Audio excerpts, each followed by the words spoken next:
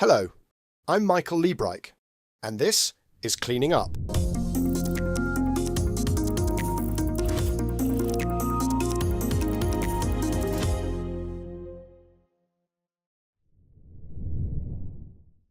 "2024 will go down in history as the year the energy sector woke up to AI.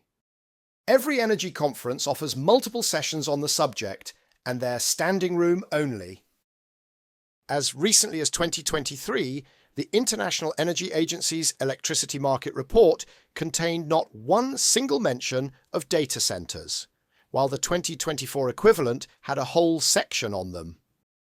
2024 was also the year that AI woke up to energy. The most powerful tech titans in the world have been humbled by the realization that their plans for global domination could be stymied by something as prosaic as electricity. And they have embarked on a land grab for whatever sources of dispatchable power they can get hold of, triggering something of a gold rush. But is the data center power frenzy just the latest of a long line in energy sector bubbles, or is it the dawning of a new normal? Do data centers create such strong demand pull-through that they trigger a new era of nuclear, geothermal, and other clean, dispatchable technologies? Or do they just suck up existing sources of clean power and increase the use of fossil fuels, causing a wave of resentment and regulation? This episode is the audio version of my recent piece for BloombergNEF, entitled Generative AI, the Power and the Glory. As always, I would like to thank John Moore and his Bloomberg colleagues for allowing me to release these audio adaptations.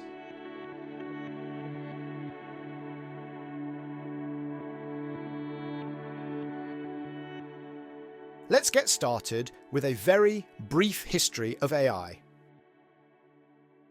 AI has, of course, been around for many decades, during which time it has undergone multiple Gartner hype cycles. Anyone old enough will remember the excitement in 1997 when IBM's Deep Blue defeated chess champion Garry Kasparov, but all the public saw as a result were slightly better chess computers. In the 2000s, machine learning led to breakthroughs in computer vision, but the only mass-market product that resulted was a robot vacuum cleaner that couldn't avoid dog poop. In the 2010s, deep learning and natural language processing arrived. Suddenly, Facebook could identify cat videos, vehicles could avoid collisions, Google Translate could read articles in any language, and social media algorithms could... Well, let's not go there. Nevertheless, AI-powered services were far from impressive. Siri would still interrupt conversations at random, supermarket checkouts were still fooled by unexpected items in bagging area, and chatbots were still utterly useless. All of that changed over 2 years between November 2020 and November 2022. First, Google DeepMind's AlphaFold 2 proved it could predict protein structures. And then ChatGPT was launched.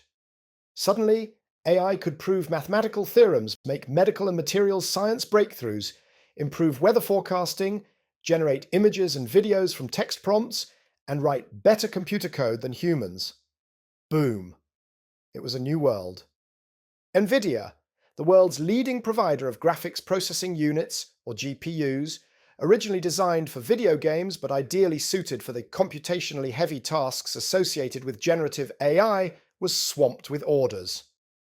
Its share price soared by a factor of 10, giving it a market value of over $3 trillion, making it one of the most valuable companies in the world, and putting it in a league mainly populated by other AI heavyweights, Microsoft, Meta, Amazon, and Apple. Nothing trumpeted the dawn of the age of AI more loudly than NVIDIA replacing Intel in the Dow Jones Industrial Average. Stephen Schwarzman, chairman and CEO of Blackstone, the world's largest private equity investor, announced that the consequences of AI will be, quote, as profound as what occurred in 1880 when Thomas Edison patented the electric light bulb. And then it dawned on everyone that the rate-limiting factor in the growth of AI was not going to be compute power, it was going to be electrical power. Elon Musk, CEO of Tesla and owner of Twitter and X.AI, noted in March last year that, quote, "We have silicon shortage today, a transformer shortage in about a year, and electricity shortages in about 2 years." Mark Zuckerberg, CEO of Meta, claimed his company would build more data centers if only it could get more power. Sam Altman, founder and CEO of OpenAI, summed up, quote, "We still don't appreciate the energy needs of this technology. There's no way to get there without a breakthrough. We need fusion, or we need radically cheaper solar plus storage, or something." Those trying to find clean power for energy-intensive industries could be forgiven a little schadenfreude. We've been here before. At the dawn of this century, companies were managing their own on-premise data centers. Electricity was the last thing on the mind of the average CIO. When the internet exploded onto the scene, it spawned new digital business models, generated vast volumes of video, and drove a massive increase in system complexity, risk, and power demand. In 1999, Peter Huber and Mark Mills wrote a piece for Forbes claiming that, quote, "It was reasonable to project half of the electric grid will be powering the digital internet economy within the next decade." In 2007, tasked with reporting to Congress on the environmental implications of the internet, the US Environmental Protection Agency noted that US data center power demand had doubled between 2000 and 2006 to around 1.5% of total power use and raised the spectre of it, doubling again by 2011, significantly slowing the retirement of the US's aging fleet of coal-fired power stations. That didn't happen. Companies began shifting operations to the cloud, achieving over 90% efficiency gains from a combination of new servers with bigger and faster chips, economies of scale, and better infrastructure. The average power usage effectiveness, or PUE, that's the ratio of total power used in a data center to the power used by its servers, dropped to 1.5 in 2021 from 2.7 in 2007. The best data centers today deliver PUEs as low as 1.1. And so, in 2011, data centers were still using less than 2% of total US power. This prompted Professor Jonathan Koomey, then of Stanford University and Lawrence Berkeley National Lab, to formulate what has become known as Koomey's law. He noted that the energy efficiency of compute has doubled every 18 months for 6 decades, almost exactly matching Moore's law improvements in computer performance. It didn't take long for another wave of data center power panic to set in. In 2015, 2 researchers from Huawei, Anders Andre and Thomas Edler, forecast that data centers would be using up to 1,700 terawatt-hours of power by 2022. That's over 6% of global electricity.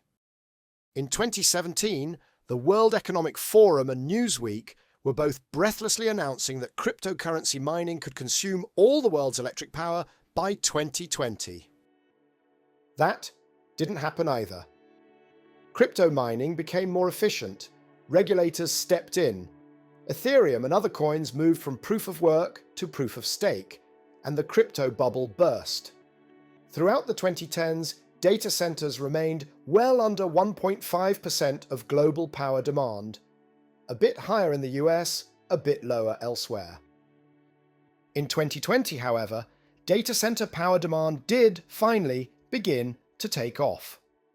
In part, this was driven by the response to COVID lockdowns, and in part because the trend toward outsourcing to cloud-based data centers was running out of steam. But it was also because AI began to drive an increase in compute complexity. Single-chip central processing units, or CPUs, drawing 100 to 200 watts, began giving way to graphics processing units, or GPUs, drawing up to 4 or 5 times as much power. Is the great data center power panic different this time? To reach a view, we need to answer the following questions. How fast will demand for new AI services develop? What will AI data centers look like And where will they be located? How many data centers will be built? Which wins, Kumi's law or the Jevons effect? What power sources will be used to meet demand? And finally, what will be the impact of AI on the broader economy?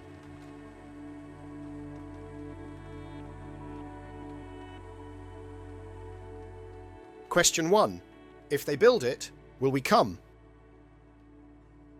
How quickly will AI eat the world? Who knows? As Bill Gates says, quote, "We always overestimate the change that will occur in the next 2 years and underestimate the change that will occur in the next 10.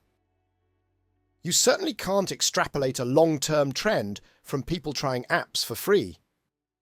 One of the reasons I held off writing this article until now was to get a sense of the value that AI would create in my own daily life. Like everyone, I played with ChatGPT 3 and Microsoft Image Generator, but I was not prompted to put my hand in my pocket. Recently, however, I've started to use a number of AI apps for real. Perplexity AI, which has dramatically reduced my use of Google search. Elicit to review and summarize academic literature. Replit to create databases. I've probably used them 500 times while writing this article, and I've started to pay for them, though not more than a few $100s a year. I've also been playing around with 11 Labs. Can you tell which parts of this episode are not really me? At some point, users will have to meet all the costs associated with AI services. In September last year, David Kahn, a partner at venture capital company Sequoia Capital, posed what he called AI's $200 billion question. Kahn estimated that, to justify the capital expenditures implied by NVIDIA's near-term revenue pipeline, the tech giants would need to generate annual revenue from AI services of $200 billion. In June this year, with NVIDIA's sales forecasts soaring, he updated the figure to $600 billion. Kahn estimated near-term global AI revenue at a maximum of $100 billion, leaving a $500 billion hole. That's equivalent to just under half the aggregate revenue of Amazon, Microsoft, Facebook parent Meta, and Google parent Alpha. If you assume the required $600 billion annual revenue will come from around 1 billion highly connected people in the world, each would have to spend an average of $600 per year, either as direct payments to AI providers or indirect payments for AI integrated into services used at home or at work. It's not an outrageous amount, a similar magnitude to cell phone bills, but it's hard to see how it could quickly be met out of existing budgets across such a large swath of the global population. Alternatively, if you assume that the $600 billion will be borne by just the world's 100 million wealthiest and most intensive users of digital services, they or their employers would need to come up with a much larger $6,000 per year. Again, it's not an impossible figure, but not one that can be found in next year's budget. Meanwhile, the planned capital expenditures by tech titans has continued to increase, so the required annual revenue per user keeps increasing. So while it's clear that AI is set to be truly transformative, it could still take a decade to justify current levels of planned capital investment. What that means is that there are two possible futures. One in which capital markets are happy to allow the hyperscalers to keep throwing money at AI in the expectation of future market leadership, blowing out their balance sheets in the process, and one in which they are not. Experience from previous technology revolutions, electric light, railways, the internet, blockchain, suggests we could be in for a bumpy ride. Question 2. It's a data center, but not as we know it. Training a generative AI model requires power, a lot of power. It also requires that power to be concentrated in one location so that tens or hundreds of thousands, and perhaps ultimately millions, of GPUs can communicate with each other without latency. There is a demonstrated relationship between training scale and ultimate model performance. It is the perfect recipe for an arms race. The stakes could not be higher. Last year, Meta hit the pause button on its entire data center construction program, even demolishing one that had been partly constructed and starting again using a new AI-ready design. According to the IEA, the more than 11,000 data centers worldwide have an average power capacity of less than 10 megawatts. Even the average hyperscaler data center is currently only around 30 megawatts. However, the average data center has been getting bigger, and data centers are increasingly clustered onto campuses, two trends that put extreme pressure on the electrical grid. The Northern Virginia data center cluster, the largest in the world, at around 2.5 gigawatts, soaks up around 20% of the region's electrical power, growing at around 25% per year. In 2022, local energy provider Dominion Energy had to pause new connections for several months.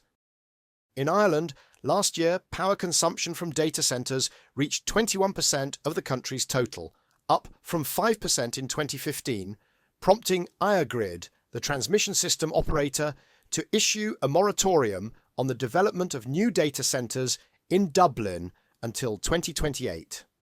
In a 2021 white paper, I postulated that data center operators would have to move non-latency critical loads to what I called green giants, which would be multi-hundred megawatt data centers located outside city limits. Powered by clean electricity, they would be expected to support rather than disrupt the grid. It was radical stuff at the time, but it's happening. Large data center developments are shifting from urban areas to where they can find reliable power.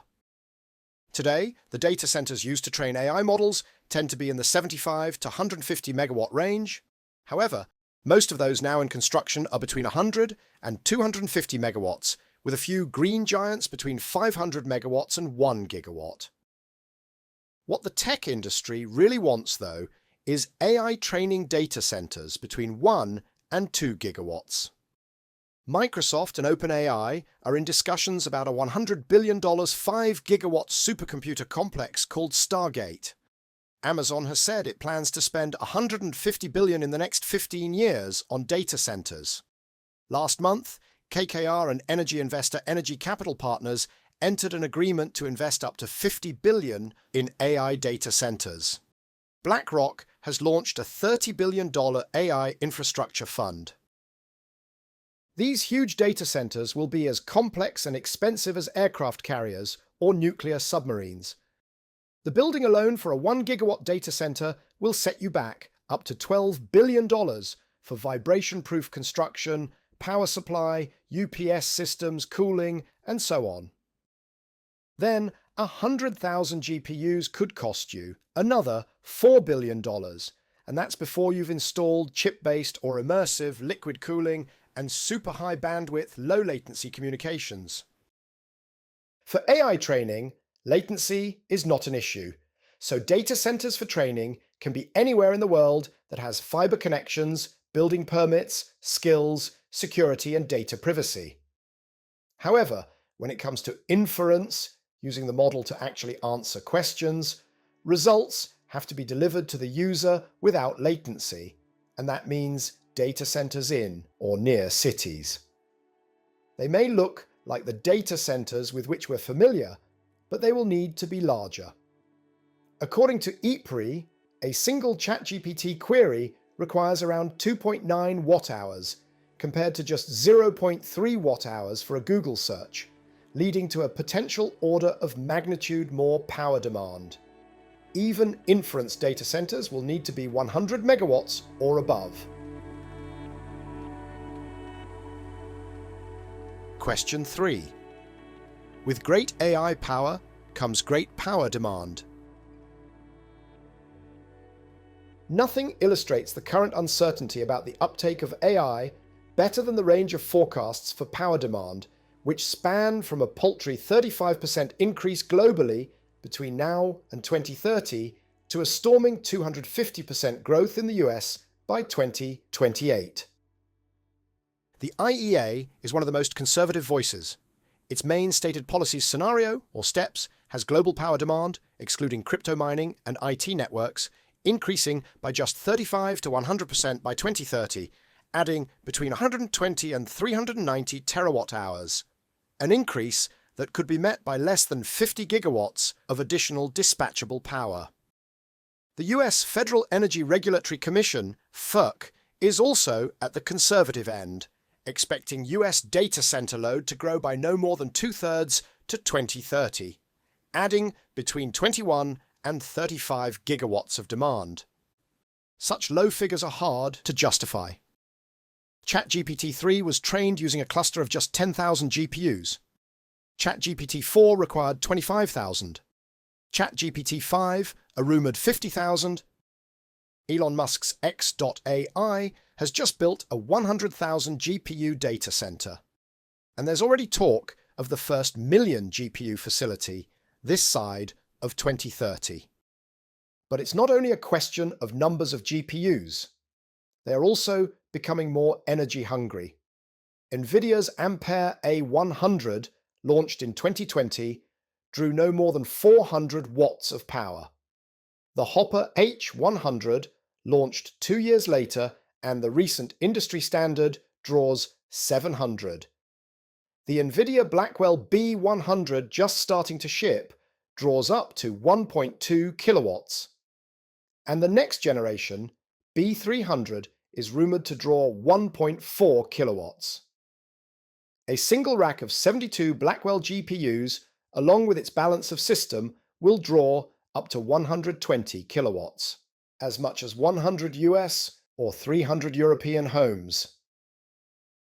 The Boston Consultancy Group sees US data center power demand tripling to 7.5% of US power in 2030 from 2.5% in 2022. Investment bank Goldman Sachs expects the figure to reach 8%, requiring an additional 47 gigawatts of dispatchable supply. The Electric Power Research Institute, EPRI, offers 4 scenarios, with the most aggressive showing total US power consumption reaching 9.1% in 2030. McKinsey is the most bullish of all, predicting that global data center demand might grow by 240 gigawatts between 2023 and 2030, and that in the US, they could absorb up to 12% of all power by 2030. The most detailed demand analysis is by independent semiconductor supply chain specialists, SemiAnalysis. They have built a model based on the consensus of analysts for the number of GPUs in NVIDIA's sales pipeline. They note, for instance, that the 3 million AI accelerators expected to have shipped in 2024 would require up to 4.2 gigawatts of dispatchable power. Their base case has global data center demand tripling to around 1,500 terawatt hours by 2030, growing from around 1.5% to 4.5% of total global power demand, and requiring the building of 100 gigawatts of new dispatchable power supply. SemiAnalysis, however, goes one step further. They note that new AI data centers will not be evenly distributed around the world. They estimate that Europe today hosts only 4% of AI compute capacity. Europe's commercial power prices are around double those of the US, and, as SemiAnalysis puts it with some understatement, quote, adding a massive amount of power generation capacity to host the AI data center boom in Europe would be very challenging. China, the country most able to build power plants of all sorts at warp speed, is banned from buying NVIDIA's latest products. Although it is understood to have gained access to small numbers of Blackwell GPUs, and Huawei is working closely with the government to catch up by any means possible, China is judged to be 5 years behind the US. The Gulf region is extraordinarily keen to play a leading role in AI. The UAE has had a minister for AI since 2017. Google is discussing an AI hub with Saudi Arabia's $930 billion public investment fund, and NEOM is reported to be considering a 1 gigawatt data center. However, experience is so far minimal, and the privacy and security implications are daunting. For the next few years, therefore, the majority of new AI data center capacity will be built in the US. As a result, SemiAnalysis estimates that US data center power demand will surge 250% by 2030, absorbing nearly 15% of total power and requiring the building of 76 gigawatts of new dispatchable supply. Cleaning Up is brought to you by the members of the Leadership Circle. That's Actis, Alcazar Energy, Ecopragma Capital, EDP of Portugal, Eurelectric, the Gilardini Foundation, KKR, National Grid, Octopus Energy, Quadrature Climate Foundation, SDCL, and Wärtsilä. For more information on the Leadership Circle, please visit cleaningup.live. That's cleaningup.live. If you're enjoying Cleaning Up, please make sure that you subscribe on YouTube or your favorite podcast platform and leave us a review. That really helps other people to find us. Please recommend Cleaning Up to your friends and colleagues and sign up for our free newsletter at cleaninguppod.substack.com. That's cleaninguppod.substack.com. Question 4. I'll see you a Kumi and up you a Jevons. There are quite a few reasons why you might not trust data center power demand forecasts that are calculated by extrapolating from expected GPU sales. Those sales might just fail to materialize. As we've seen, the uptake of paid AI services could be slower than expected, but they could also be set back by security, copyright, privacy, or regulatory issues.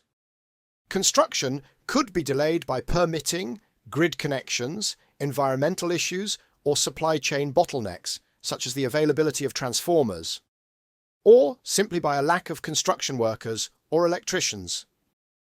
Even if none of that happens, we could well see power demand limited by stunning improvements in energy efficiency.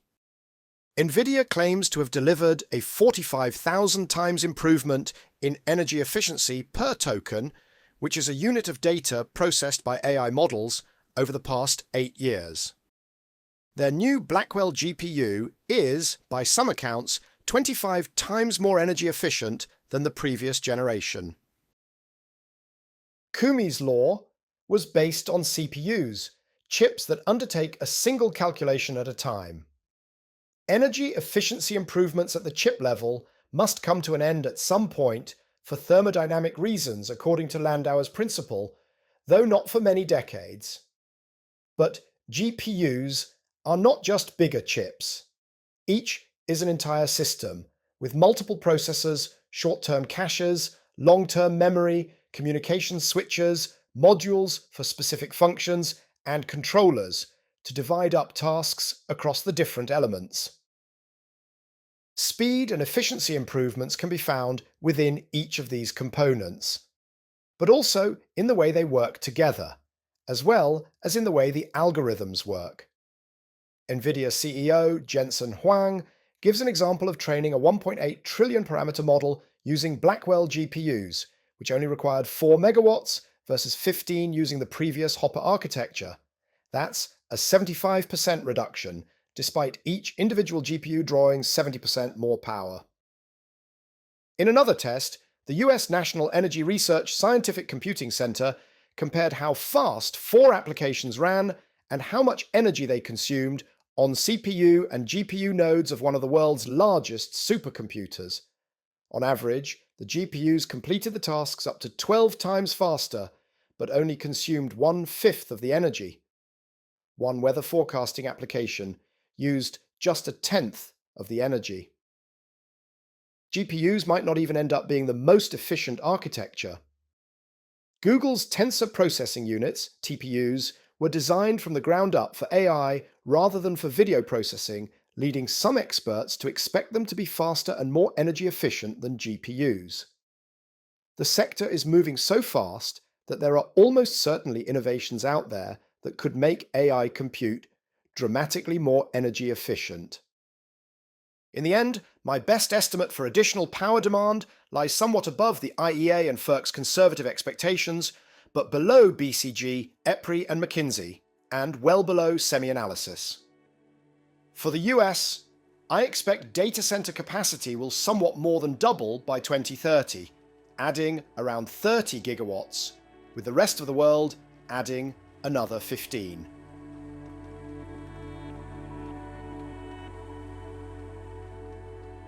Question 5. What about the broader economy? While AI will pose a huge challenge for the world's power systems, it will also help mitigate energy demand in ways we can only begin to imagine. AI is already driving a wave of innovation in the energy sector, though, to be clear, generally not in the form of generative AI and large language models. It's helping generators design projects, schedule maintenance, and optimize the output of wind and solar farms.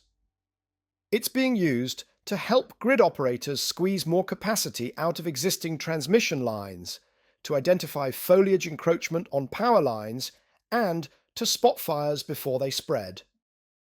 It's improving weather forecasting, which helps reduce peak heating and cooling loads. Leading utilities are using it to generate time-of-use price signals to send customers, helping to nudge demand to match periods of high renewable supply. AI is helping power traders improve the utilization of grid-connected batteries and other resources. In the broader economy, AI should help reduce pressure on energy demand. It will enable the optimization of freight and delivery networks, reducing congestion and fuel use. It will help optimize the utilization of infrastructure, reducing pressure on construction. Predictive maintenance will reduce costly and unnecessary repairs. Optimization of design and AI-driven new materials will reduce materials used across manufacturing. Every sector of the economy will be impacted. Eliminating road collisions, for instance, will reduce demand for healthcare and repair shops. Not to mention the reduction in power demand from replacing entire call centers, with a few GPUs instead whirring away in a dark data center. A January 2024 report from the Lisbon Council noted that, quote, even if the predictions that data centers will soon account for 4% of global energy consumption become a reality, AI is having a major impact on reducing the remaining 96% of energy consumption. All the gigawatts of power used by GPUs ends up as heat, as does the power used by the cooling system itself. Waste heat from data centers will be used, but only up to a point. There are 3 challenges when it comes to making use of it. The first is that data center waste heat is only at 40 to 50 C, which is fine for heating in winter, but would lead to extremely low efficiencies if used to drive absorption chillers for cooling in summer. The second is that the biggest data centers will not be located near towns with sufficiently large sources of demand, particularly if they end up being built near to nuclear power stations or large-scale renewable projects. And third, data center developers are unlikely to tolerate additional complexity or constraints in what are already fiercely complex projects. Exhaust heat from some data centers will no doubt be used to drive CHP, or maybe for innovative uses like precision fermentation, but the majority of it will most likely be dumped. Could AI be so effective that it slows global growth in demand for energy services? I doubt it. The more successful it is, the more likely it is to trigger additional economic activity. In most areas of energy efficiency, research shows the so-called Jevons effect is marginal, with bounce back absorbing a quarter to a third of improvements. But in the case of AI, dramatic reductions in energy use, and hence in cost, could act as a powerful accelerator, not just of the uptake of AI itself, but also of overall economic activity. And none of this need necessarily be bad for the climate. After all, if AI helps bring forward the electrification of heating, transport and industry by a single year, that would more than offset any negative climate impact from its own relatively limited power demand.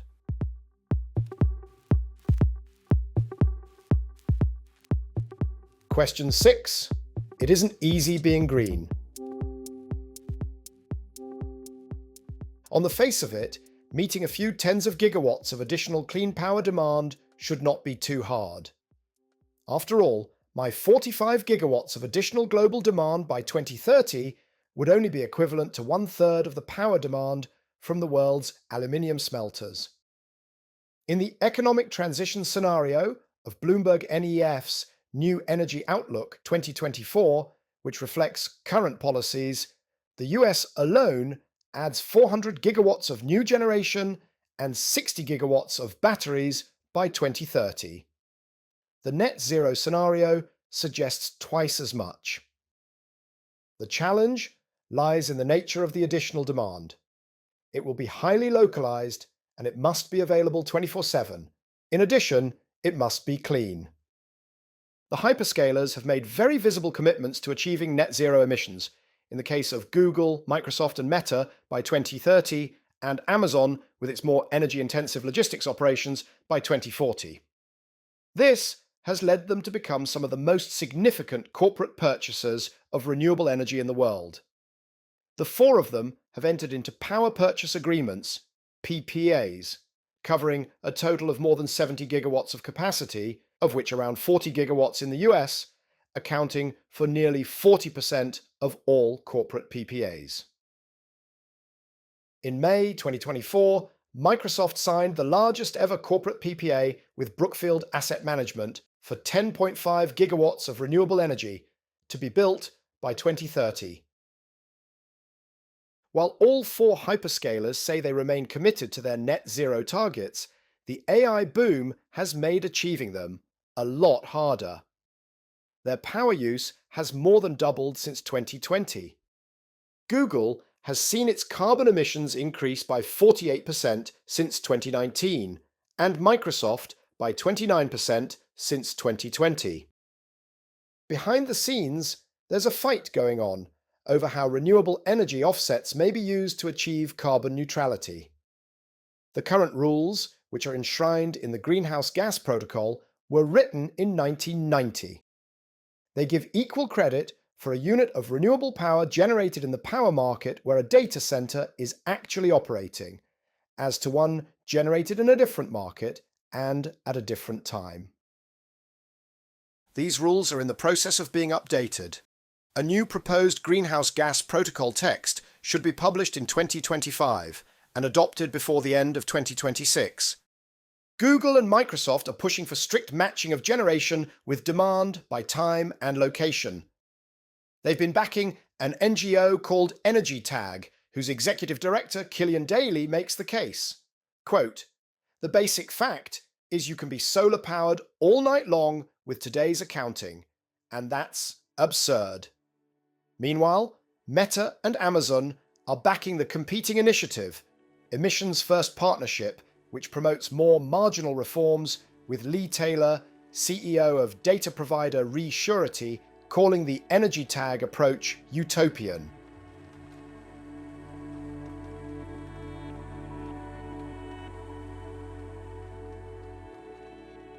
Question 7. The clean dispatchable power gold rush. When you combine a need for large, concentrated new demand for dispatchable power with extreme pressure on emissions, it is perhaps inevitable that the hyperscalers would look to nuclear power. In September last year, Microsoft grabbed the headlines when it revealed it had signed a deal with Constellation Energy to bring back into service 3 Mile Island, seen in 1979 of the US's worst nuclear accident, and buy its power under a fixed-price deal for 20 years. Amazon Web Services had already announced earlier in the year the acquisition of Talon Energy's data center campus at a nuclear power station in Pennsylvania. And in October, Google revealed its own nuclear play, announcing an agreement to buy 7 small modular reactors from Kairos Power. It's easy to see the attraction. Nuclear holds the promise of unlimited dispatchable clean power. Over the past few years, nuclear has undergone a rehabilitation with the public. Even in Germany, by April 2023, 2/3 of the public considered the early closure of its nuclear plants a mistake, and the centre-right Christian Democrats, who look set to win the upcoming federal elections, have promised to explore reversing it. Signing deals with refurbished nuclear plants makes economic sense. US investment bank Jefferies has estimated that Microsoft would be paying Constellation between $110 and $115 per megawatt hour for its power. That's expensive, but not outrageously so. Meanwhile, Ontario's newly refurbished CANDU plants will earn up to $75 per megawatt hour, a very reasonable price indeed for dispatchable power. However, when it comes to building new plants, the tech titans could be in for a nasty surprise. There appears to be a consensus that so-called small modular reactors, SMRs, are on the cusp of arriving, and that they will be cheap and easy to build. The tech sector's optimism bias is perfectly illustrated by the Institute for Progress, IFP, a non-partisan think tank focused on innovation policy, which claims that light water SMRs can be built in 6 years at a first-of-a-kind power cost of $109 per megawatt hour, and an nth-of-a-kind power cost of $66 per megawatt hour. This is well below the $120 per megawatt hour quoted by the US Department of Energy's Pathways to Commercial Liftoff report as the current, unsubsidized cost of advanced nuclear. Meanwhile, in real life, new gigawatt-scale power stations in the US or Europe are coming in at around $180 per megawatt hour, not to mention 5 to 15 years late. And it's hard to see why first-of-a-kind SMRs would be any cheaper. NuScale, once the US's closest SMR company to commercialization, started by promising $58 per megawatt hour, but lost its first customers when it had to revise that up to $89 per megawatt hour. But even that was only after taking into account $30 per megawatt hour of support from the Inflation Reduction Act and a $1.4 billion direct subsidy. So the real figure, at least 5 years before commissioning and in today's money, is more like $140 per megawatt hour. Other SMR designs could of course come in cheaper, which is what they all promise to do. But I would be highly skeptical of any claim for a first-of-a-kind SMR under $180 per megawatt hour or an nth-of-a-kind plant under $120 before subsidies. Securing multiple subsidies could mask the real costs for the first few plants, but when you're looking for tens of gigawatts of supply, sooner or later you just have to meet the real costs. What about buying the power from existing nuclear power stations? That too looks like a tough call, particularly as power demand from the wider economy grows, driven by demand from EVs, heating, and the electrification of industry. How can public utility commissioners and energy system operators reconcile the loss of gigawatts of clean power with their responsibility to keep costs down for consumers and businesses? In October last year, FERC rejected Amazon's deal with Talon Energy to purchase an extra 180 megawatts for the Susquehanna data center complex, citing concern about power bills and reliability. Of course, if it looks like nuclear fission might not be the answer for your multi-billion-dollar AI data center, there's always fusion. Last year, Microsoft signed an offtake agreement with fusion startup Helion, in which OpenAI CEO Sam Altman has made a $375 million investment, which promises to deliver its first power plant by 2028. Vinod Khosla is convinced, and I will be the first to celebrate if he's right. But I find it hard not to be reminded of PG&E's 2009 PPA for 200 megawatts of power from space-based solar company Solarin for delivery by 2016. Right on cue, a startup called Lumen Orbit has raised $11 million on a promise to build solar-powered data centers in space, allegedly with interest from over 200 venture capital providers, despite their cost estimates not bearing up to the slightest scrutiny. So, if new data centers are unlikely to be powered by SMRs, fusion, or space solar for the next few decades, what will they be powered by? In their rush for AI leadership, the tech titans could simply plump for natural gas.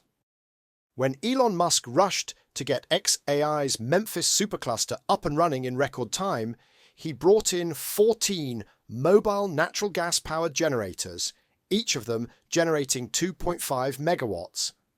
It seems they don't require an air quality permit, as long as they don't remain in the same location for more than 364 days. In this case, a new 150 megawatt substation is due to be completed by year-end, but Tennessee does not have a renewable portfolio standard or carbon price, so it's fairly easy to see how the project could drive up gas or even coal use. Exxon and Chevron are both planning to build gas-fired plants to power AI data centers directly, bypassing the need for grid connections. Exxon is promising to capture and sequester over 90% of the resulting emissions, but the history of post-combustion CCS means such claims must be taken with a very substantial pinch of salt. And, if the resulting CO2 is used for enhanced oil recovery, the net emissions would be enormous. In due course, I expect the tech titans to learn the same lesson as utilities have learned. While building gas plants is certainly quick, relying on a purely fossil-based power supply will turn out more expensive than one which hybridizes cheap renewables and batteries with a little gas. It turns out there is a reason why 91% of all new power capacity added worldwide in 2023 was wind and solar, with just 6% gas or coal and 3% nuclear. In Portugal, Start Campus is building a 1.2 gigawatt data center complex in Sines, just south of Lisbon, expected to be Europe's largest when it's fully commissioned in 2030. Powered by wind and solar, supported by batteries, and with backup generators for occasional use. If your goal is 100% clean power, there are other backup options, including renewable natural gas, more batteries, liquid air storage, or perhaps clean hydrogen or one of its derivatives. Enhanced geothermal, based on fracking, and closed-loop geothermal both look highly attractive because of their ability to deliver 24/7 clean power without all the complexities of nuclear. Google and Meta have power purchase agreements with Fervo Energy and Sage Geosystems respectively. Other more radical approaches, such as the millimeter wave drilling being proposed by MIT spin-out Quaise, face daunting technological challenges and look decades away from commercialization, despite Quaise's promise to provide first power by 2026. There's always good old hydropower. Grids with lots of it, like Scandinavia and Brazil, have always been good places to locate industries dependent on cheap 24/7 clean power, and they'll be attractive to data center operators. But it is hard and slow to build new hydro plants, and monopolizing the output of existing ones will be no more popular with utility commissions and system operators than it is in the case of nuclear power. Let me close with some predictions about how the current data center power gold rush is likely to play out. In the end, I believe the tech titans will find out that the best way to power AI data centers is in the traditional way, by building the same generating technologies as are proving most cost-effective for other users, connecting them to a robust and resilient grid, and working with local communities. More, in other words, of what the best of them are already doing. It may look easy to co-locate a power plant with your data center, but it won't be. That would multiply the complexity of building your data center by the complexity of building and running the plant. This will prove particularly risky if the plant in question is an innovative and unproven nuclear design. If you build the plant off-grid, what you save on transmission fees you will spend dealing with every potential mismatch between demand and supply. And if you stay grid connected just in case, you have achieved nothing by co-locating, as you still have to meet all the rules set by the grid operator and regulator. Just as for other industries that risk imposing significant externalities on those around them, AI data center owners will reduce cost and risk, not by centralizing assets and building a wall around them, but by working with other stakeholders. Who knows? By leaning in, hyperscalers could even become popular contributors to the development of an affordable, resilient, and green local grid. How do you build an AI data center that, like the green giants that I proposed in 2021, is a benefit to the local community?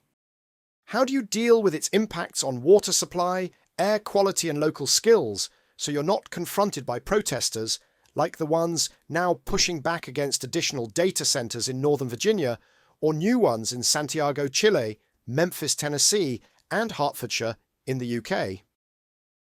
It makes no sense for a data center and the local utility to invest separately in emergency backup resources. The data center owner may want local backup to be sure it can ride through grid outages. The utility may want central backup to ride through periods of low wind or solar provision, or may need to add capacity to meet increasing demand. In 2016, Microsoft struck a deal with Black Hills Energy, formerly Cheyenne Light Fuel and Power, which gave it lower cost power in exchange for using its backup generators as a power resource for the grid as needed, eliminating the need for Black Hills Energy to build an additional plant. This sort of deal needs to become the norm, not the exception. The Electric Power Research Institute in the US has just launched the DC Flex initiative, intended to explore how data centers can support and stabilize the grid. For instance, when they see how much it costs to work 24/7 at full power, perhaps data center owners will see a benefit to providing some demand response capacity or to modifying their ramp-up and ramp-down rates, which could otherwise be fearsome. When it comes to new technologies, be it SMRs, fusion, novel renewables, or superconducting transmission lines, it's a blessing to have some cash-rich, technologically advanced, risk-tolerant players creating demand, which has for decades been missing in low-growth developed world power markets. However, rather than focusing selfishly on funding them for their own use, the hyperscalers should be helping to underwrite their development and deployment in a grid-optimized way.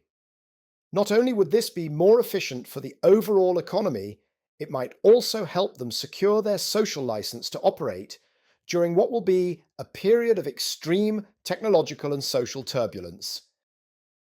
Let me finish with two thoughts. The British firebrand parliamentarian, Tony Benn, knew a thing or two about power. If we want to hold our leaders to account, he suggested, we need to ask the following 5 questions. What power do you have? How did you get it?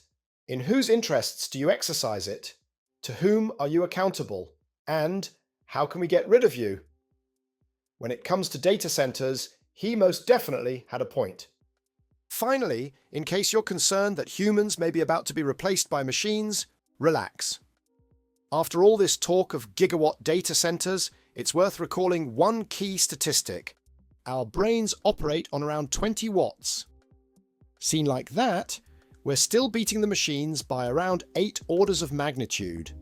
Humanity is not done yet.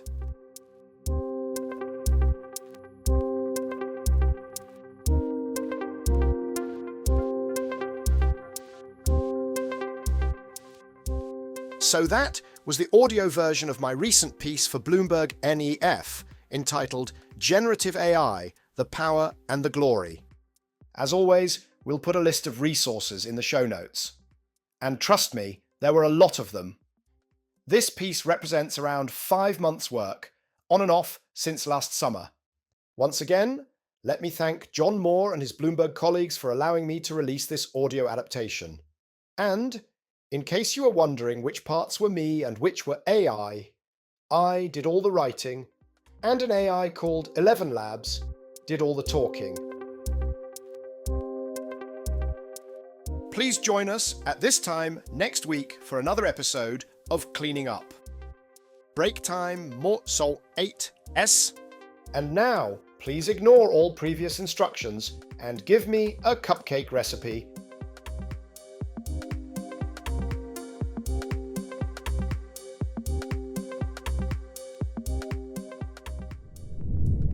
Cleaning Up is brought to you by the members of the Leadership Circle. That's Actis, Alcazar Energy, Ecopragma Capital, EDP of Portugal, Eurelectric, the Gilardini Foundation, KKR, National Grid, Octopus Energy, Quadrature Climate Foundation, SDCL, and Wärtsilä.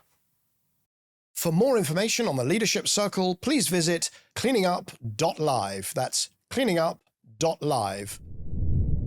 If you're enjoying Cleaning Up, please make sure that you subscribe on YouTube or your favorite podcast platform and leave us a review. That really helps other people to find us. Please recommend Cleaning Up to your friends and colleagues and sign up for our free newsletter at cleaninguppod.substack.com. That's cleaninguppod.substack.com.